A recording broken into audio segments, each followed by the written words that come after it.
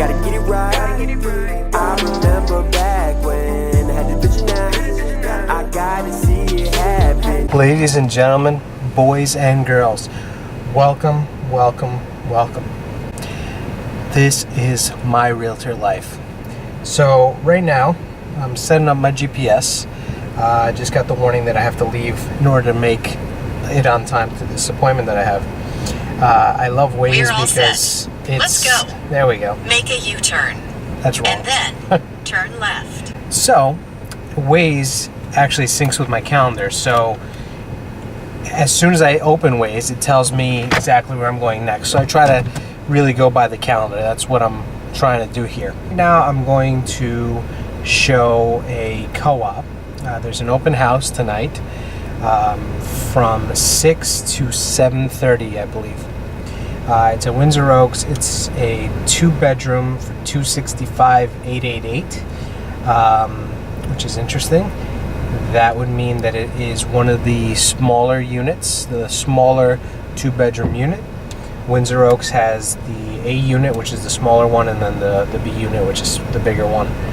The letters might be wrong, but at least the sizes are correct.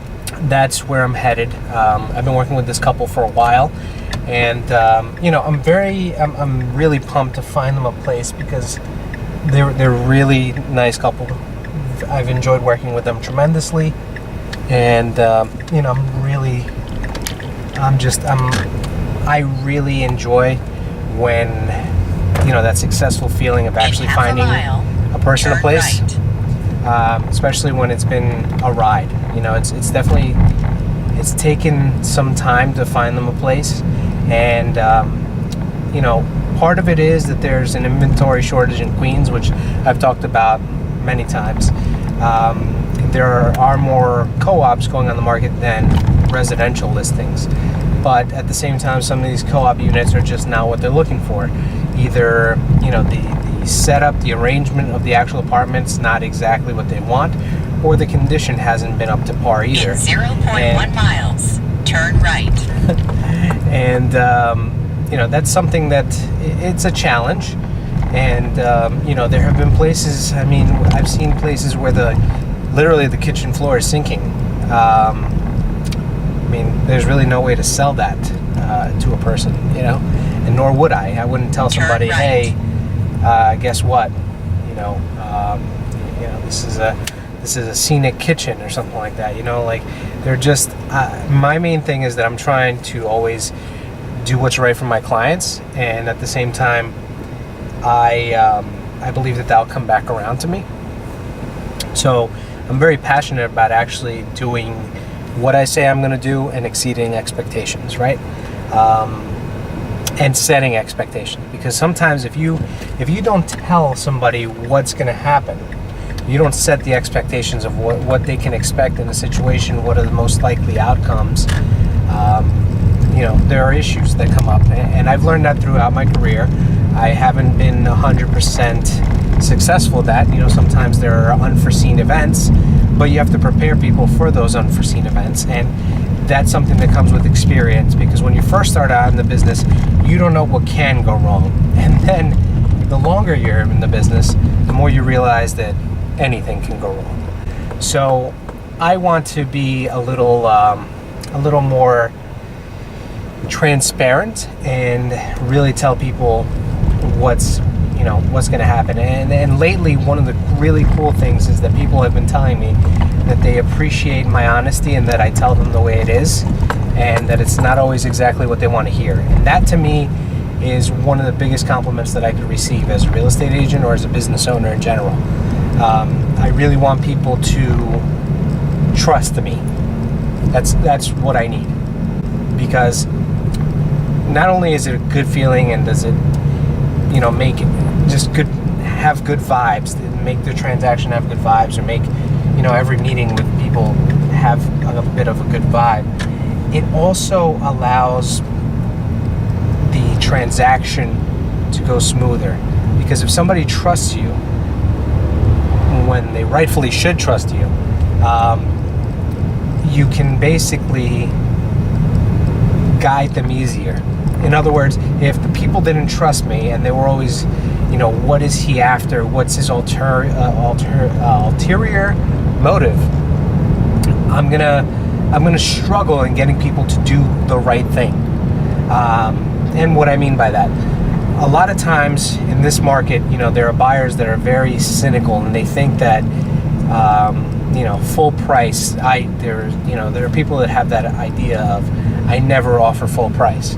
Well, that's like going to Best Buy and you see the flat screen 4K UHD TV that was released yesterday, and it's, you know, it's being sold for $4,000, and you say, well, I'm not going to pay $1 over $3,999.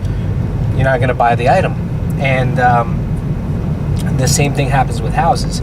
You know, being in the business and having the experience that I have, I can guide people to what is going to potentially happen, what they should offer, and that's only if they're a client of mine. So, you know, in certain circumstances, let's say they're like, well, what should I offer? And I want that question, because that question means that you trust me. And not only does that question show it, but your follow-up to that.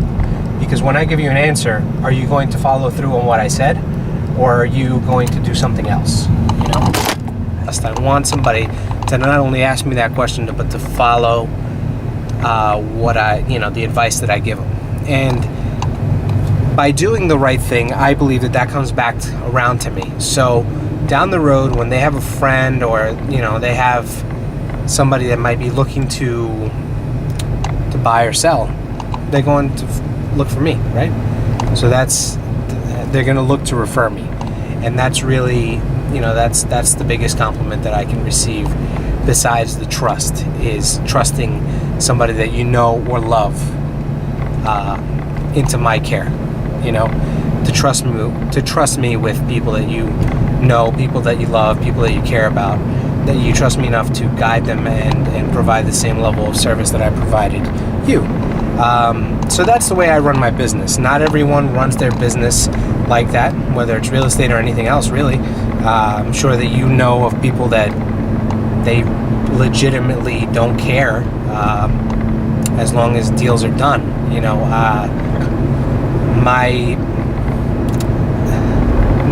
not just my professionalism, but my reputation is something that I take very good care of, and I always want my reputation to continue being one of being an honest agent, and one that does right by my clients, and one that is not always being a shark with other agents or anything like that.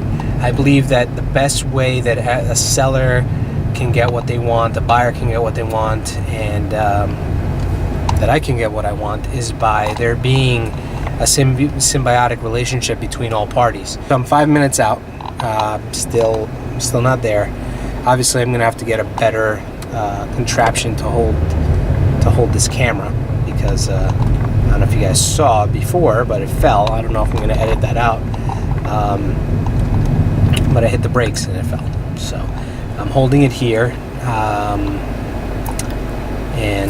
Right now we're right by Union Turnpike. We're right by 73rd, getting off of the Clearview Expressway. We're getting into the Oakland Gardens area. Very familiar.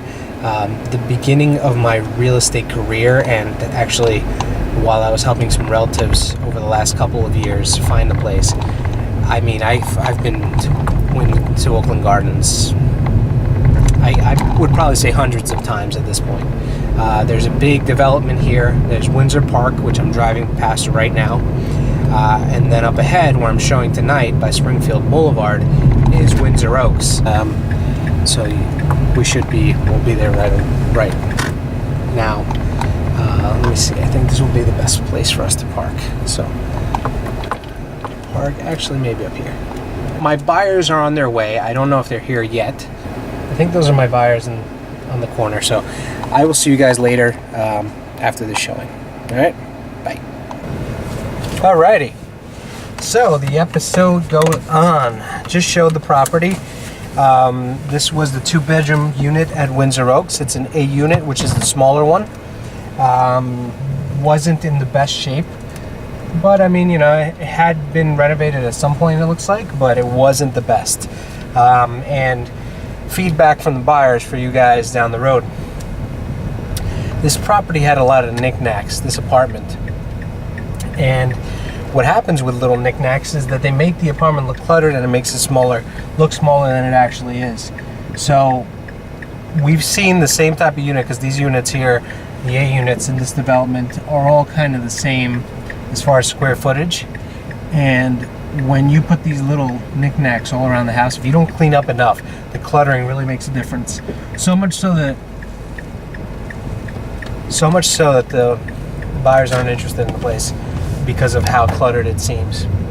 So it's just it's important for you guys to understand and remember when you're selling a place that just cleaning it up makes a difference. I mean, we've seen units that are the same size that have sold for more than asking price just based on how well they were taken care of and how little clutter there was. So, you know, just keep that in mind. Keep that in mind. Decluttering could be the key in selling your place. I went, and I'm going with, sell your Queen's home. And the reason for that is because that is what I'm focused on, is on selling. And I'm either selling it for you or I'm selling it to you. The thing that I like about selling is that I do it with honesty, transparency, and with an intention to help you. So it's that's really where Sell Your Queen's Home came from. And I hope to be able to look at this, look back to the roots, to how everything started. And it's funny because I've been in this business as an agent and putting Sell Your Queen's Home out like this for 4 years. And you know, I look forward to being able to look back at these kind of videos and really show how anybody that really puts their mind to it can make it and can succeed and can go past their dreams. And I really want to be my vehicle of doing that is through real estate and through building this company of Sell Your Queen's Home to another level. I really want to be this. I want to be the one that sets the standard in real estate, and I want to start here in Queens. And if down the road I expand to other areas, Manhattan or whatever, you know, I'll have to come up with a different company name, or, you know, Sell Your Queens NYC, you know, Sell Your Queen's Home NYC. I don't know. I'll get to that. I'll cross that bridge when I get to it. But this is my vehicle. This is how I want to impact the world, and it might be in a little way. And I have a whole bunch of ideas as to how my company and how I would, you know, help others and all this stuff. But I don't want to talk about it. I just want to do it. And I want this video and videos like this to remind me of where I was before. You know, there's a lot of stuff that I'm not going to say on camera, things that, you know, we all go through things, we all start somewhere. And even though I'm 4 years in, I feel like I'm just starting and I haven't reached the potential at all. So I'm really looking forward to sharing that transformation, that growth with everyone. Got holes in and out of area codes. When I'm in town, that's all I gotta say. Scrolling up and down the timeline, looking but don't know what I'ma find. When I should be searching for peace of mind. Instead of wasting time, I'm done. Can't what people said, thank you. Fuck it, you inferring your fake ass minks. Just keep hustling, plotting, ain't stopping for nothing. Look, I got a family to feed. Switch it up, coming up, I bet you want it, but ask myself every day. I stop playing, now I'm in the game. I stop playing, now I'm in the game.